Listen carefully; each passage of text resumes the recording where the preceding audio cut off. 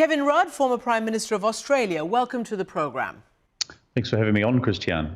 I wonder what you think of what's going on in the United States, not just in terms of you personally, but what foreign countries will be thinking of this struggle by the Trump administration to, it looks like, to overturn the election result.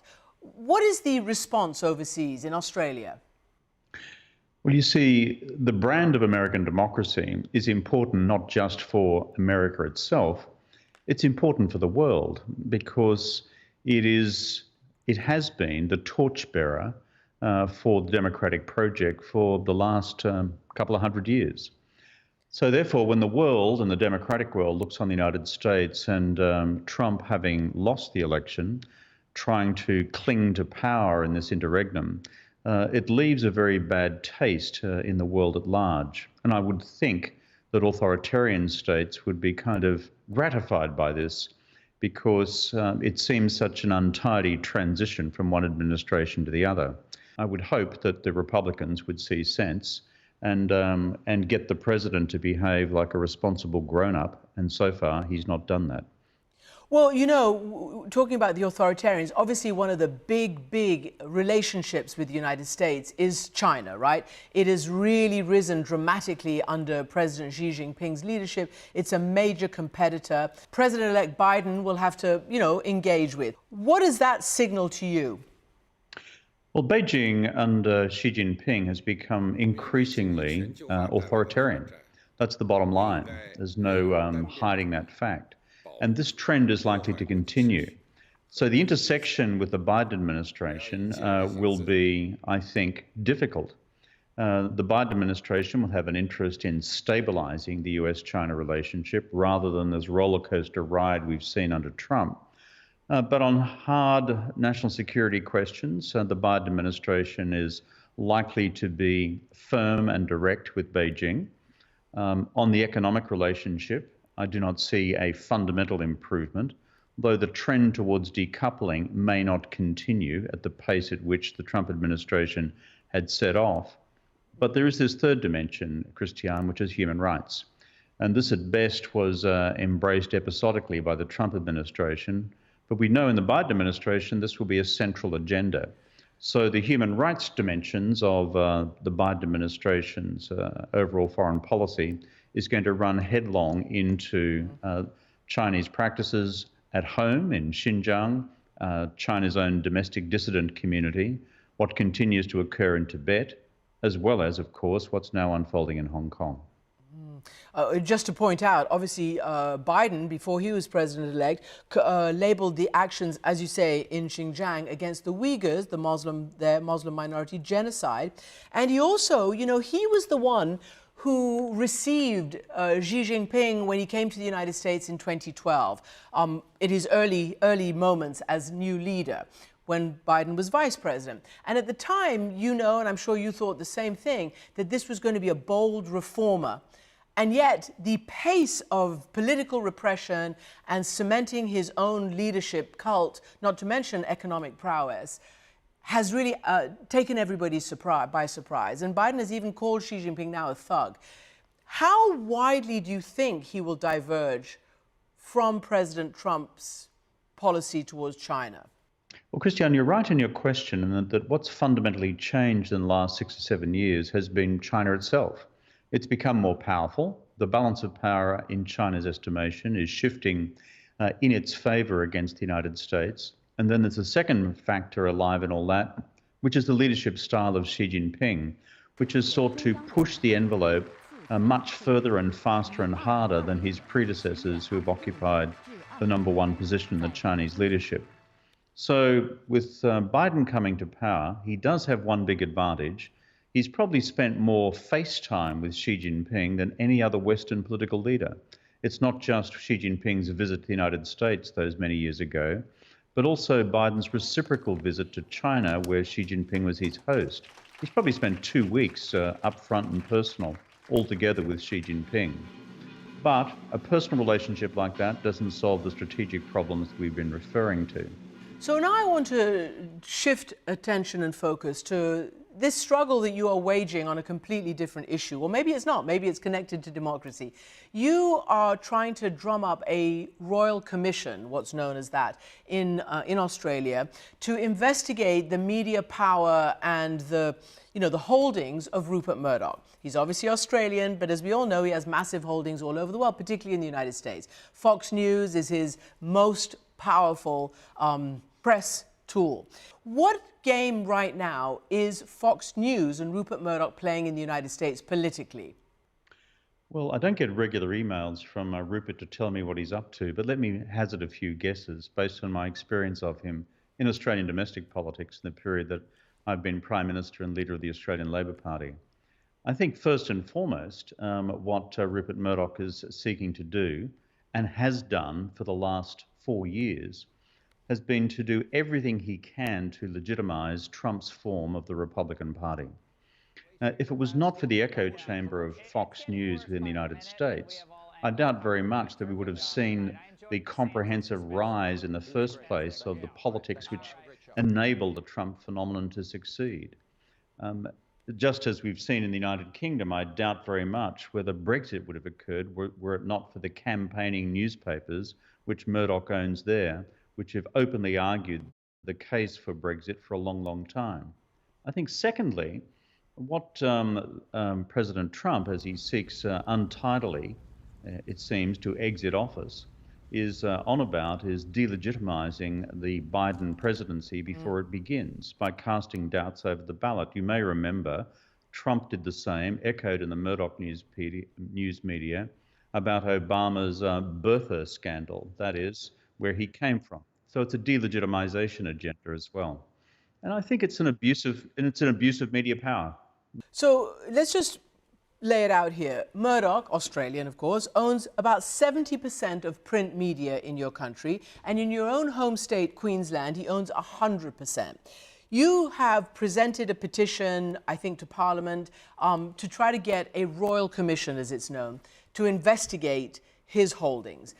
What is the likelihood of that succeeding? And we have to say that you've done it with opposition leaders as well. It's not just you, it's the leaders of parties other than yours. What I have sought to do through this petition to the Australian Parliament is to call for the establishment of what we in this country call a royal commission, effectively a judicial inquiry, to examine two things. One is the impact of the Murdoch media monopoly in our Australian democracy, which has become pernicious and frankly continues to load the dice big time in favour of one side of politics against the other here. And secondly, then, for the Royal Commissioner to make recommendations on a future form of media governance in this country, as light as possible, because I do believe in the freedom of the press and the independence of the media, but which removes the problem of monopoly and restores diversity to the Australian media market. That's why we're doing it. And we've attracted a record number of signatures, the biggest ever for a digital petition in this country. I want to ask you this because you've said that Murdoch and his holdings are a cancer on democracy. And you've also said this power is routinely used to attack opponents in business and politics by blending editorial opinion with news reporting. Australians who hold contrary views have felt intimidated into silence. And these facts chill free speech and undermine public debate. Can you give us just one aspect that you're most particularly concerned about?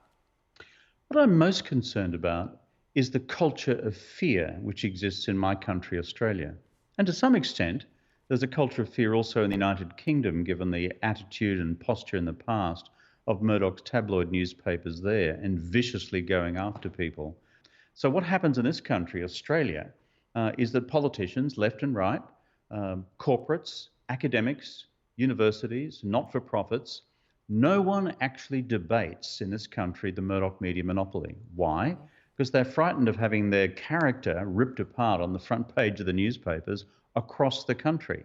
So the ability to destroy a person's character and reputation simply for standing up against him is huge. That's why people remain silent. I've decided enough is enough.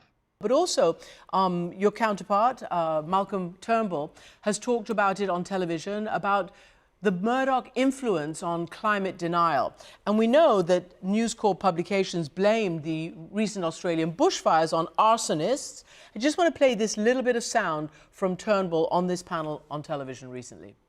Murdoch media has gone from being a news organisation that at election times tended to lean more to the right than the left to become pure propaganda. I mean, the campaign on climate denial is just staggering and has done enormous damage to the world, to the, to the global need to address global warming. I mean, it is so horrifically biased and such propaganda that Rupert's own son James can't stomach it.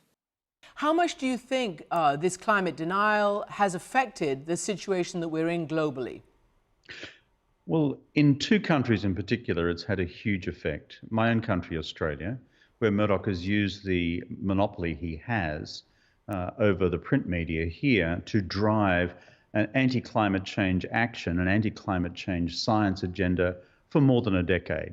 And so therefore, you are constantly rowing against the tide in this country if you're trying to advance a program to take action on carbon pricing, to boost renewables, and the other measures which are now standard fare in most countries in the world.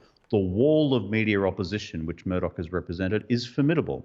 I fought it, I've been in the trenches against it, I won and then I lost. In fact, he was instrumental in supporting the Conservatives coming to power and their platform, which was to repeal our government's carbon price. But much bigger than Australia, of course, is the United States. And the fact that the Republican Party in the United States and some Democrats on the right have such a reactionary approach to climate change science has again been engendered by Fox in particular in the United States, to some extent the Wall Street Journal, by lending credibility to these most obscure so-called pseudo-scientists who challenge the consensus conclusions of the International Panel of Climate Change Scientists, made up of 4,000 humorless scientists in white coats who every 5 years get together to examine all the data and reach a consensus irrespective of their nationality. So this has had a huge effect in America. And America being absent from the field on climate change action for the last 4 years has had monstrous global consequences. Murdoch shares much of the blame for this. You met with him famously in New York. I guess it was quite controversial in 2007. What were you trying to do? Were you trying to get him on side? How did the conversation go? Did he say, if you give me this, I'll give you this? What was it like? Well, I did go and see him in New York, and I've made no apology for doing that. Back then in 2007, some 13 years ago, the Murdoch newspapers were probably about 80-20 against the Australian Labor Party, maybe 70-30. My pitch to him was simply, how about a level playing field whereby our narrative for Australia's future and our policy agenda would get at least equal news coverage, neutral news coverage in terms of what we're putting to the Australian people. And if Murdoch wished to use his opinion pages to denigrate or attack that, well, fine, it's his newspaper. Now, but the Australian people could make up their mind. So my ambition then was to increase the level of neutral coverage attached to the Australian Labor Party agenda back then. The result? Maybe we came through that election campaign at best with a 50-50 outcome in the overall balance of the newspapers, even though they sought to take me out, eliminate me as a Labor leader on multiple occasions through many confected scandals. But the bottom line is, on the other half of your question, Christiane, Murdoch got nothing out of me. And the fact that we then prosecuted policy agendas which he was hostile to underlines that fact. We were vigorous on climate change action. He hated it. We were vigorous also in intervening in the economy to save it from recession during the global financial crisis. He hated that because he saw it as too interventionist. And finally, we sought to build a national broadband network, which he sought to terminate. And the reason for it, because a national broadband network in Australia, which would give fibre optic to the home right across the country, constructed by the government, would of course given a platform for his competitors like Netflix to his Fox cable entertainment network in Australia. So he co-opted the Conservative parties into killing it and therefore Australia has ended up with a second-rate broadband service as a result. And very finally, you know, he's obviously a businessman. That's what's motivated him throughout his career. Do you think that his power, and therefore the power of News Corp, Fox News, etc., is diminished in a post-Trump world, or do they just regroup and continue? Well, I believe Murdoch is now a past master at regrouping. He's done it time and time again. Anyone who thinks also that this agenda dies with Rupert Murdoch, who's now 89 years old, is wrong. His son Lachlan is every bit as conservative and is every bit wedded to the continuation of his monopoly in Australia and his power in the world. The Murdochs, certainly in the case of Rupert, are addicted, in my judgment, to three things. Money. Why do they like Trump? Because they've benefited hugely by the tax cuts, the corporate tax cuts that have flowed to News Corporation in the United States. Number two, apart from money and their business interests, his interest is in far-right ideology. Climate change is the example. And number three is that Murdoch, if you get to know him, has a deep interest in power. Those are the three things which drive him. And my judgment is it's time, given their bullying behaviour in America, their bullying behaviour in Australia, their bullying behaviour in the United Kingdom, that we stood up and said enough is enough. Hence my call for a Royal Commission in this country. Kevin Rudd, thank you very much indeed for joining me. Thanks for having me on the program, Christiane.